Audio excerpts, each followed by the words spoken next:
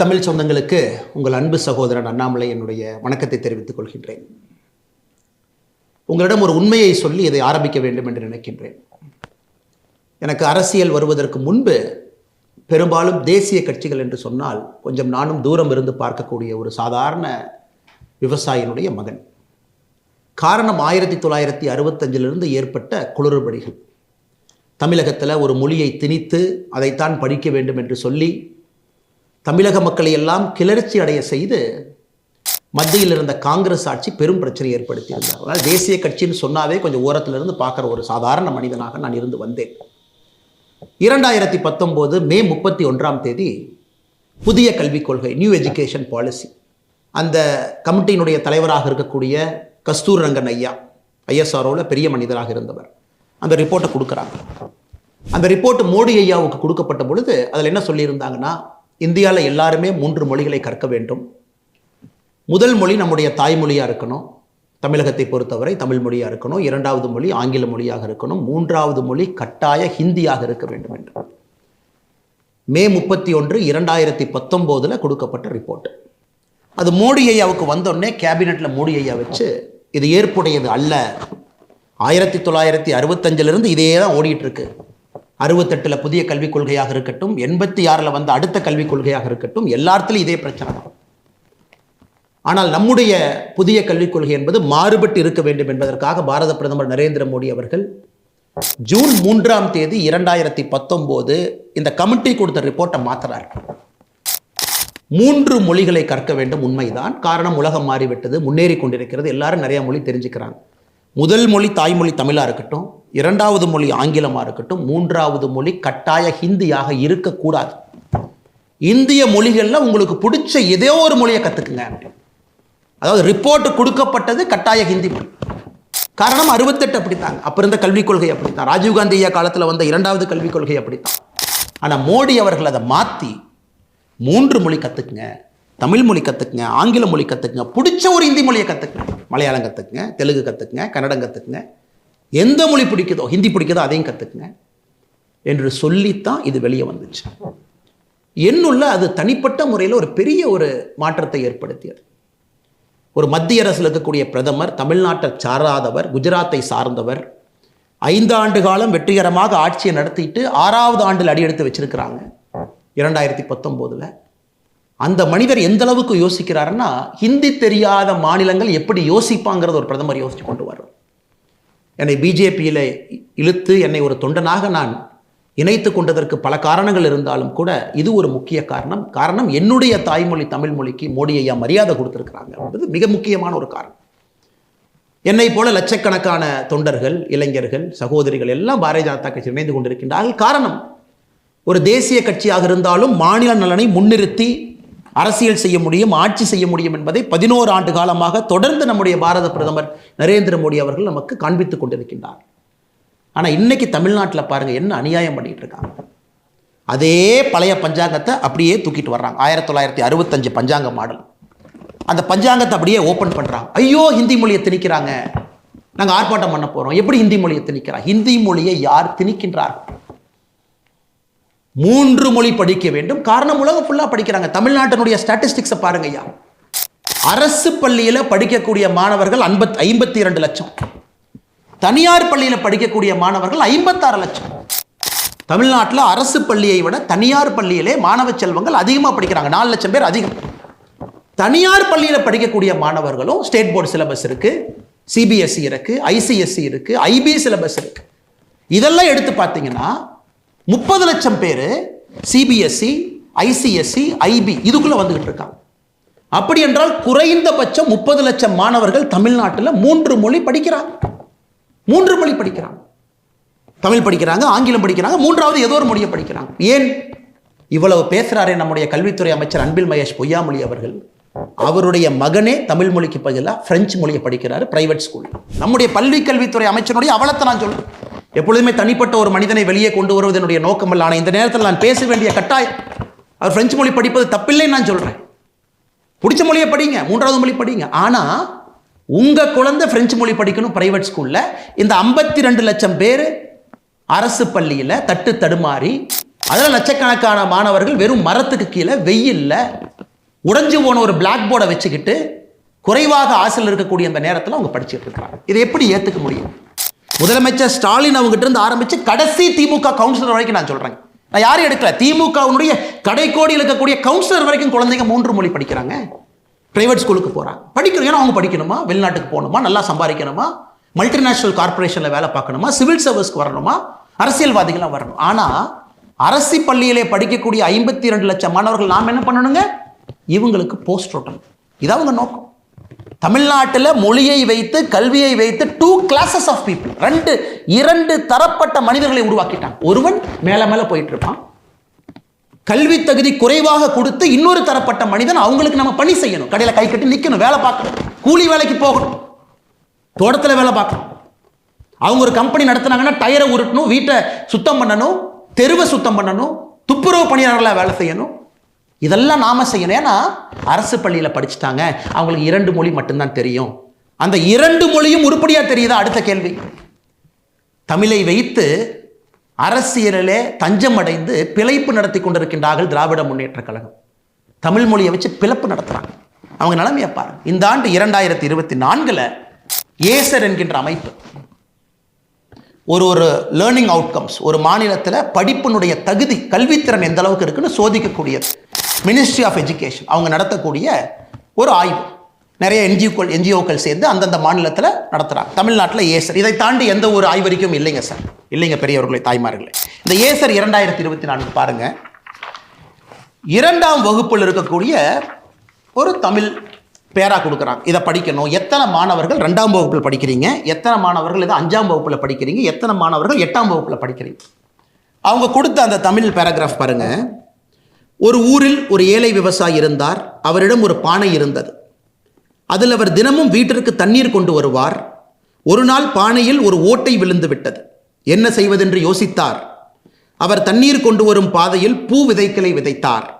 அந்த ஓட்டை பானையிலிருந்து ஒழுகிய நீரினால் அந்த விதைகள் செடிகளாக வளர்ந்தன, அழகான பூக்கள் மலர்ந்தன. இதுதாங்க ஐயா பேரா.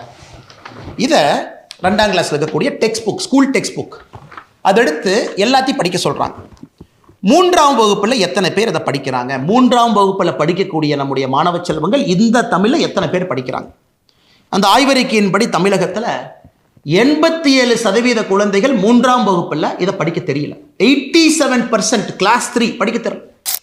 இதே உத்தரப்பிரதேசம், குஜராத், மகாராஷ்டிரா, பீகாரில் அவங்களுடைய தாய்மொழி ஹிந்தியை குடிச்சு, குஜராத்தியை குடிச்சு படிக்க சொல்கிறாங்க. இதே மாதிரி ஒரு பேராகிராஃப். ஸோ உத்தரப்பிரதேசில் எடுத்துக்கிட்டிங்கன்னா 27% படிக்கிறாங்க. அப்போ என்ன அர்த்தங்க? 27% படிக்கிறாங்கன்னா 73% படிக்க முடியல. தமிழகத்தில் 87% படிக்க முடியல. உத்தரப்பிரதேசில் 73% படிக்க முடியல. குஜராத்தில் 75% படிக்க முடியல. மகாராஷ்டிராவில் 63% படிக்க முடியல. பீகாரில் 80% படிக்க முடியல.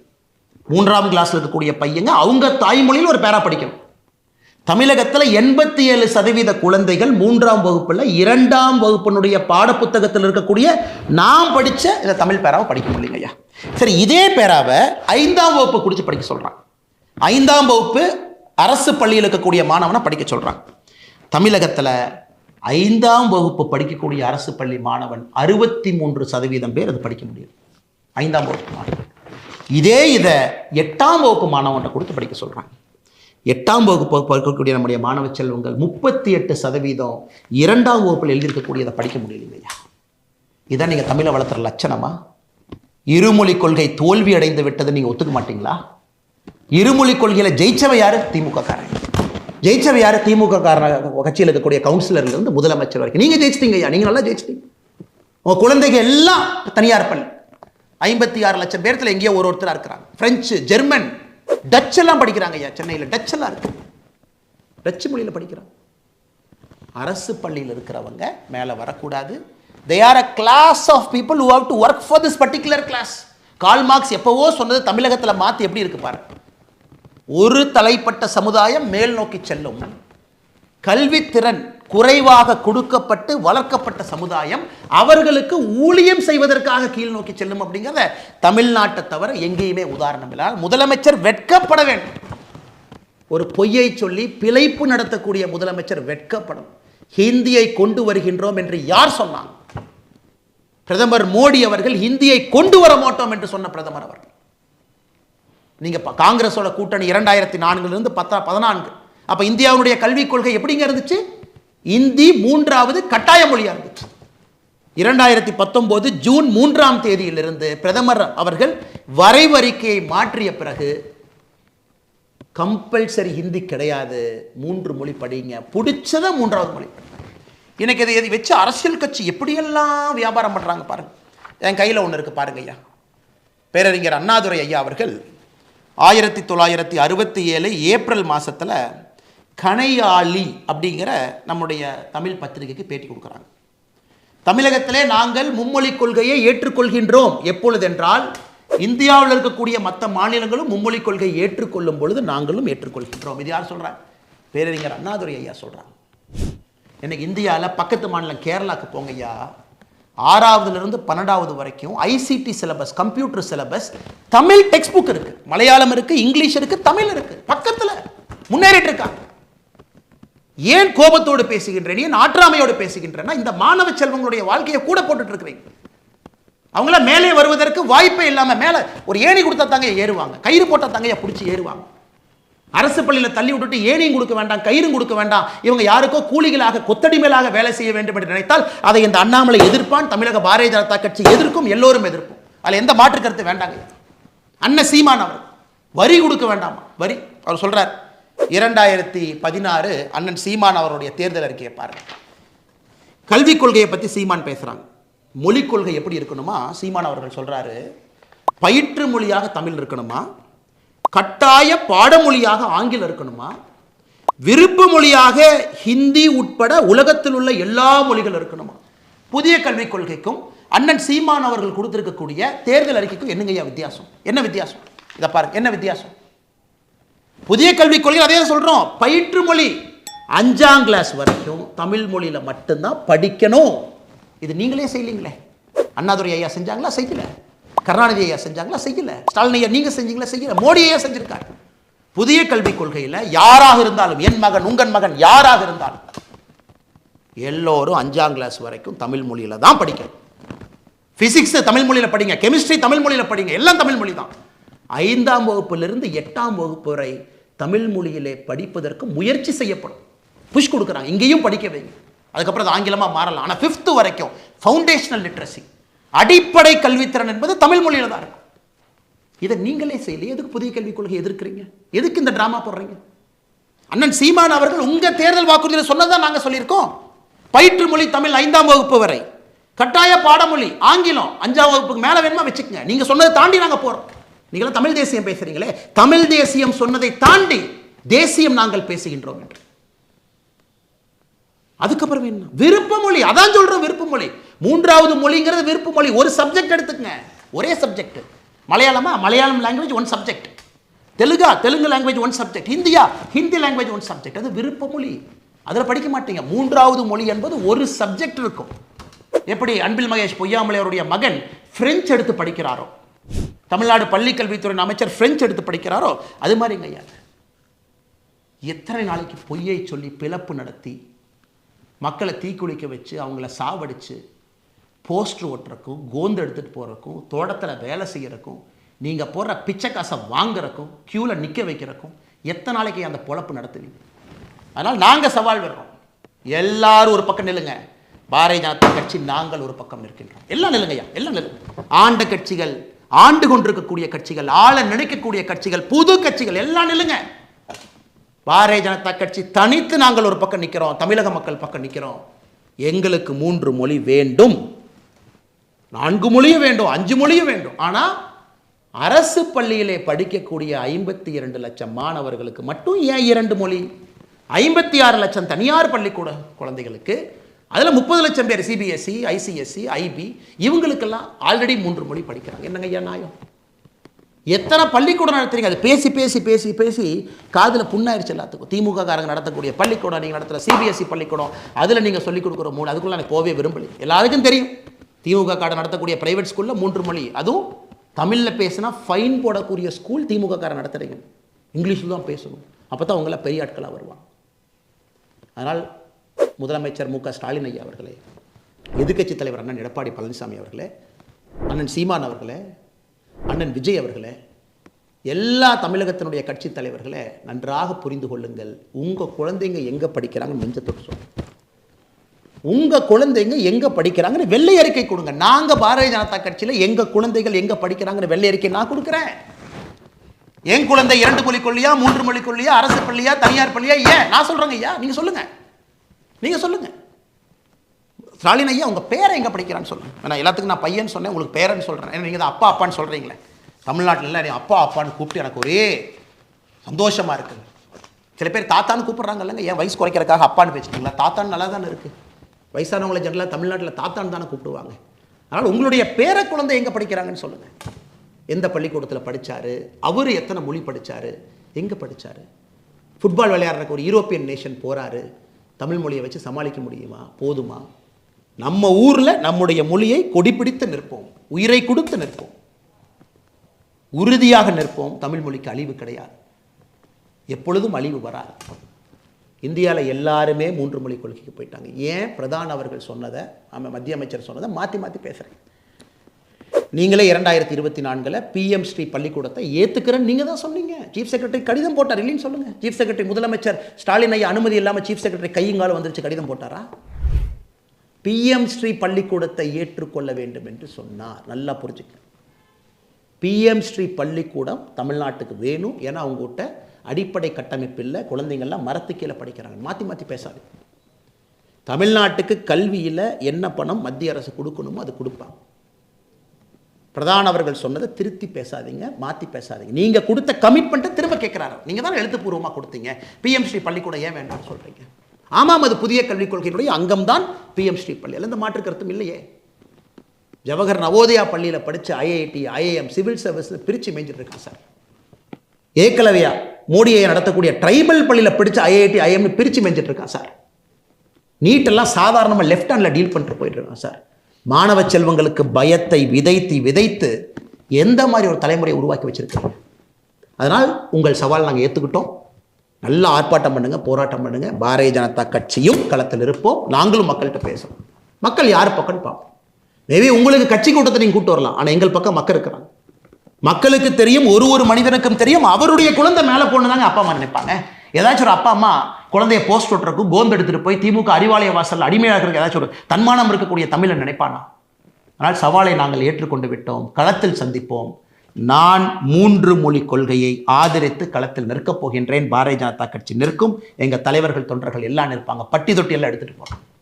நீங்கள் 2 மொழி கொள்கையை பேசுங்க, ஆனால் உங்கள் குழந்தைங்க 3 மொழி படிக்கணும். அதையும் மக்கள் தோல் உரிச்சு பார்க்கத்தானே போகிறாங்க. அதனால் பேசக்கூடிய அரசியல் தலைவர் முதல்ல இது பேசுறதுக்கு முன்னாடி நீங்கள் யார், உங்களுக்கு எத்தனை குழந்தைகள் இருக்கிறாங்க, எத்தனை பேர் தனியார் பள்ளியில் படிக்கிறாங்க, எந்த மொழியில் படிக்கிறாங்கன்னு சொல்லிட்டு பேசுனா அந்த டிவியில் பார்க்கக்கூடிய அன்பு சொந்தங்களுக்கு தெரியும் யார் உள்ளத்திலிருந்து பேசுகிறாங்க, யார் போய் பேசுகிறாங்க. இது சற்ற நீண்ட ஒரு காணொலியாக இருந்தாலும் கூட இது ரொம்ப முக்கியமான ஒரு காணொலிங்க. கண் முன்னால் நம்முடைய இளைய சமுதாயம் அழிவதை நம்மால் ஏற்றுக்கொள்ள முடியாது. அதனால் என்னுடைய அன்பு தமிழ் சொந்தங்களுக்கு மறுபடியும் என்னுடைய பணிவான வேண்டும். எது என்னை பாரதிய ஜனதா கட்சி கொண்டு வந்தது என்றால், முக்கியமாக ஹிந்தி கட்டாயமாக படிக்கணும்னு கொடுத்த ஒரு ரிப்போர்ட்டை அதை மோடி அவர்கள் வாங்கி வேண்டாம் என்றதை திருத்தி கொண்டு வர்றாருன்னா, அந்த மனிதனுக்கு ஹிந்தி பேசாத ஒரு மாநிலத்தின் மீது எவ்வளவு அக்கறை இருக்க வேண்டும், குறிப்பாக நம்முடைய தமிழ் இனத்தின் மீது எவ்வளவு அக்கறை இருக்குன்னு நீங்கள் பார்க்கணும். உங்களுக்கும் இந்த அன்பான வேண்டுகோளை வைக்கின்றேன். நல்லது நடக்கும், நல்லது நடந்து கொண்டிருக்கிறது. இவங்களை நம்பி நம்ம போனோம்னாங்க ஐயா, நம்ம குழந்தைங்க போஸ்ட் ஓட்டுறக்கும் கோந்து எடுத்துட்டு தெருவா சுத்தரக்கும் தாங்க ஐயா போகிறாங்க. நாங்கள் உங்கள் குழந்தைகளை இந்தியாவுடைய பிரதமராக கனவு காண்கிறோம். தமிழகத்தினுடைய முதலமைச்சர்களாக வர வேண்டும் என்று கனவு காண்கிறோம். IAS, IPS அதிகாரிகளாக வர வேண்டும், பெரிய ஆளுமைகளாக வர வேண்டும், பிஸ்னஸ் மேனாக வரணும். அது எங்களுடைய கனவு. இவங்க கனவு என்ன தெரியுமா ஐயா? உங்கள் குழந்தைகள் அடிமைகளாக தொண்டர்களாக வர வேண்டும் என்பது இவங்க கனவு. ஏன்னா இவங்கெல்லாம் அப்படியே பெரிய ஆளுங்க, சூப்பர் ஸ்டார்ஸ். அவங்களுக்கு கீழே கைகட்டி நிற்கணும். அது வேண்டாங்க ஐயா. உடைப்போம், உங்களோடு களத்தில் இருப்போம். ஆதரவோடு நீங்கள் மோடி ஐயாவோடு இருங்கள். தமிழகத்திலே ஒரு புதிய மாற்றத்தை 2026 பாரதிய ஜனதா கட்சி தேசிய ஜனநாயக கூட்டணி கொடுக்கும். நன்றி, வணக்கம், வாழ்த்துக்கள்.